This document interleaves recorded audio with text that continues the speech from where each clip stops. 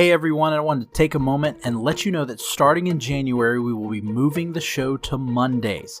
Our hope is that this will give you time during your work commute to give us a listen instead of having to wait for the weekend. The first episode in 2021 will air on January 4th, where my wife Bethany and I will be discussing the rarely known as a comic book movie, Josie and the Pussycats. So start looking for the show to drop on Mondays. In fact, let's start calling them Moving Panel Mondays. I hope you enjoyed today's show.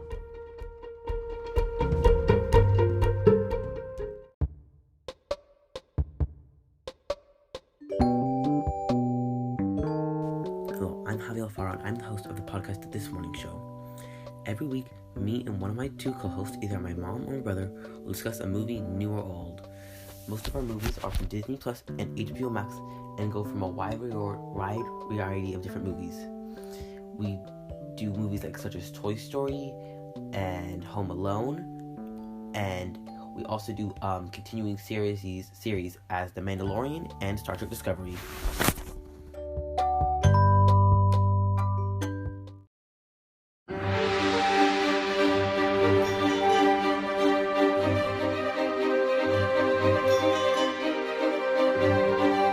Welcome to Moving Panels One Shot. This is a mini episode where my guest and I will discuss a single topic that we felt deserved a short little conversation. And joining me today is my wife, Bethany.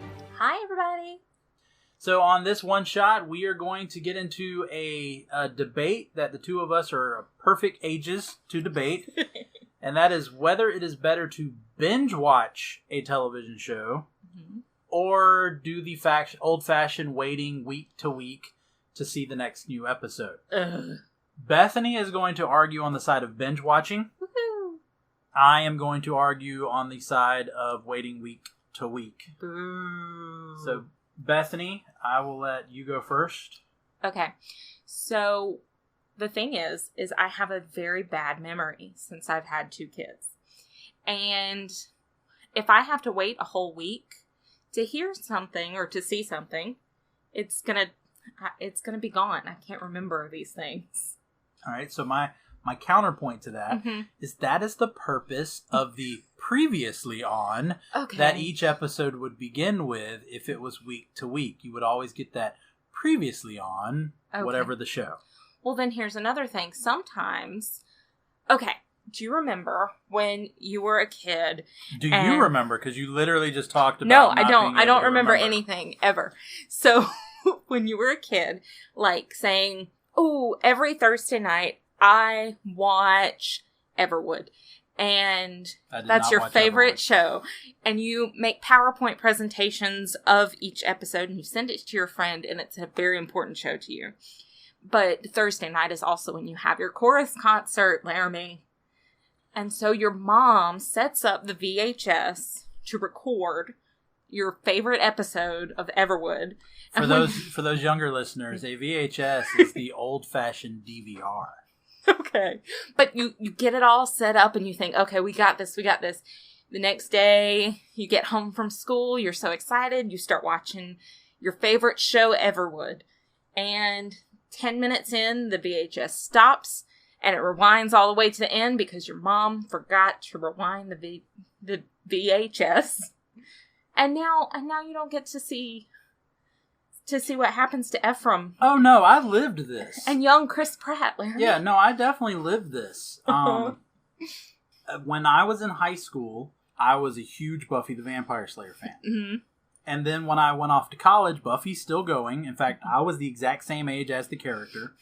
Because you're old. So her first year of college was my first year of college. It was still on WB at the time.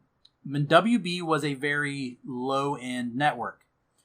But it had the best shows on it. You could argue that, but it had Everwood. When I went off to college, the city that I was in did not have a WB affiliate. And so there was no way for me to watch Buffy. Right. So my mom would record the episodes on a VHS, and then either when I came home or she would mail the VHS to me, and so I could watch a few episodes of Buffy. And there were a lot that I missed. There was a lot of that season, which was not a good season of Buffy. So I wasn't really upset, but there were a lot of those episodes that I missed. I mean, that's what the week to week and not having streaming services where you can watch something.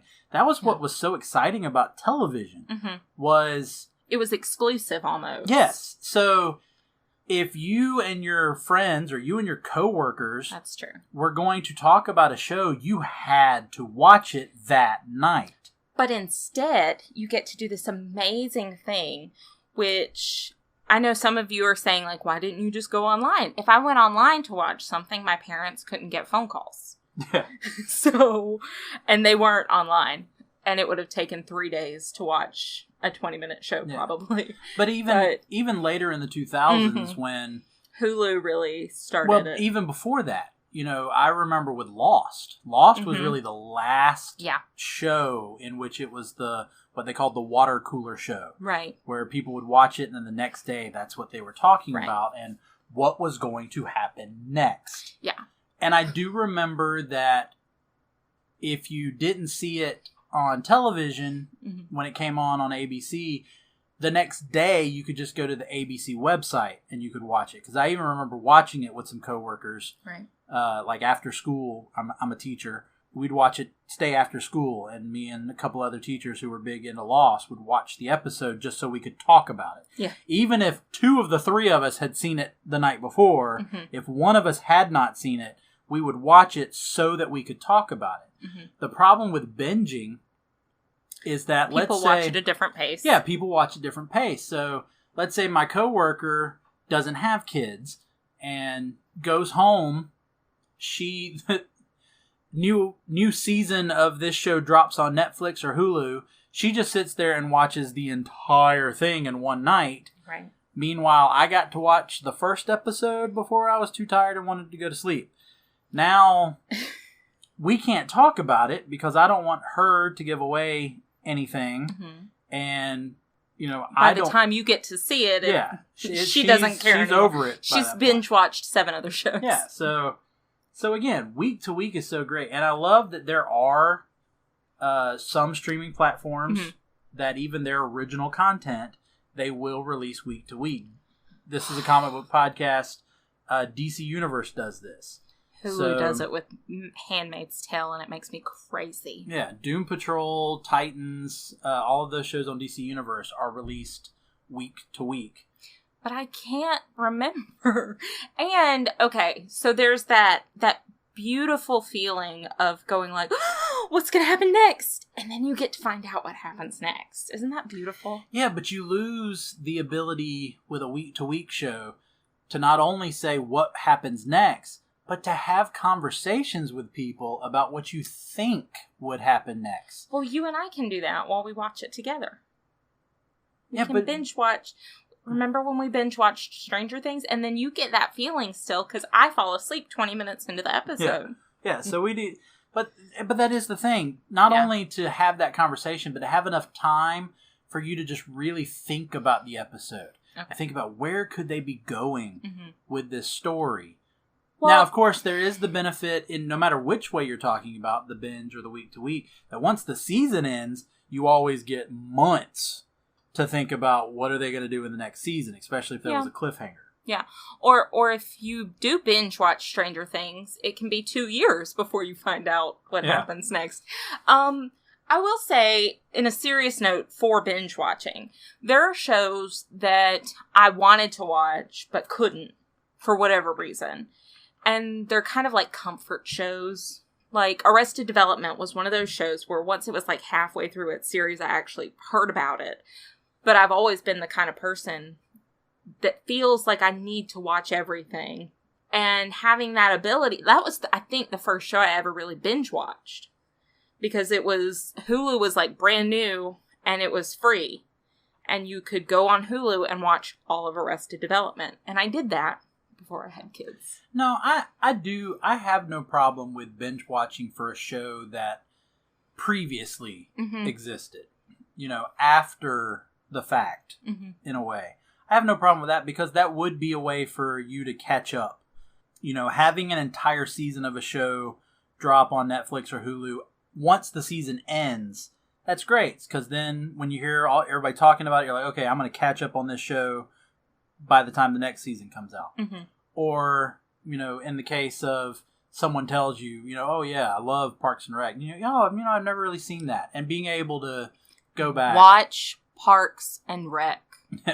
So being able to go back and watch it, and I agree with you, being able to go back and rewatch. Yes. Catching things that you missed the first time. I mean, going back to Parks and Recreation, that was a show I watched with my college roommates, and we binge watched it together as a group, and it was just something so special to us, and we found it hilarious. It's a show I probably watched that show 4 or 5 times all the way through. That's the same concept as before, again, Hulu and Netflix was as big as they are. That was the whole concept of buying a season on DVD. Which I did until Netflix. But it was so that you could go back and rewatch that show. And you could watch it as many times as you wanted. And you could watch episode after episode after episode. My argument with the week to week is for brand new stuff. Okay. Everybody's seeing it for the first time on this day. Yeah. Now let's discuss that story before we move on to the continuation of the story. Yeah. So that's my argument for the week to week. I really like that aspect of it. I like the anticipation. Like you were saying earlier, it's Thursday night. Oh, this is when so-and-so comes on. Right. Seeing the commercials that tease. It's like commercials for the episode, the next week's episode was like a trailer to a movie of, ooh, that's going to be revealed, or ooh, they're going to discuss this. And we don't get that with shows when 13 episodes are dropped all at once. That's true. I mean, I'm not going to disagree with you on that, because in reality, I agree. That's the point of this one shot. I'm sorry, but... So, I'm not going to disagree with you on that. I love binge watching, though, because there are some trash shows. Let's give it to me on trash shows. There are some trash television. I'm not going to drop any names, Heart of Dixie. But there's some shows that, there's not much substance to them. It's just fun watching. And binge watching some trash television is good for your soul. Well, and I can go with that. I do think, though, you still, even for shows that don't have a story arc, something like on Netflix, Nailed It, which is a huge, show. Mm-hmm. When they drop the set of episodes... All 8 episodes. Yeah, we sit there and we watch pretty much all 8 episodes. And then it's just kind of that letdown of, oh, now it's over. No, it's like Christmas, You open up all your toys, all that excitement, and then you're just sitting around going, all right, now what? So I just think it takes away from all of that. But yeah. So again, I'm still, to this day, I love streaming platforms. I love being able to watch things without having to worry about, pausing, missing rewinding. Getting up and running to the kitchen during a commercial break. I'd love all that ability, but I like the anticipation from episode to episode. Well, you're alone. All alone. No, I'm not. You're not. There are other people out there. All 3 of you. All right, there you have it. That's something for you to consider. Please leave us a positive review. And you can also email us at movingpanels@gmail.com if you'd like to suggest a topic for us to discuss, whether for the primary show or for these one-shots. And I want to thank Bethany for joining me for this little one-shot and our little discussion about binging versus weekly watching. You're welcome. I will accept my trophy for winning this argument. It's a done deal, by the way. For Moving Panels, I'm Laramy Wells, and I'll see you on the other side of the page.